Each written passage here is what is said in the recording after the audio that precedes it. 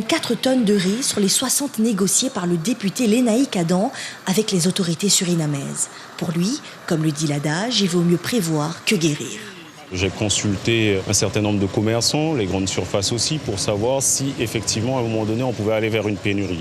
Ils ont confirmé cela et donc en ayant un réseau et bien sûr aussi connaissant un fournisseur, j'ai tout de suite pris contact pour pouvoir mobiliser le nécessaire pour faire face et anticiper parce qu'il y a beaucoup de choses qui avant la crise sanitaire qui ne manquaient pas mais qui aujourd'hui on voit bien que ça se fait de plus en plus rare.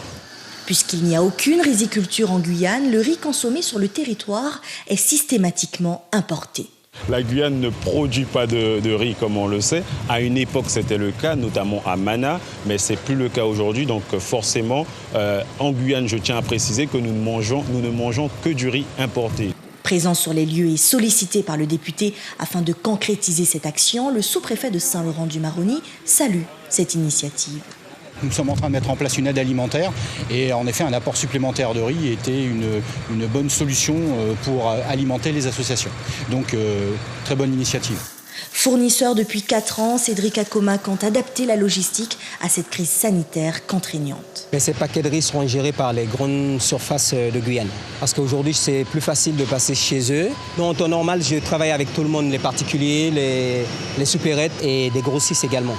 Cédric Akoma fait don d'1,5 tonne de riz aux associations et aux familles en grande difficulté dans l'Ouest. Pour ce qui est du reste de la livraison, 36 tonnes sont attendues vendredi prochain. Suivez l'info sur Guyana Première, télé, radio et Internet.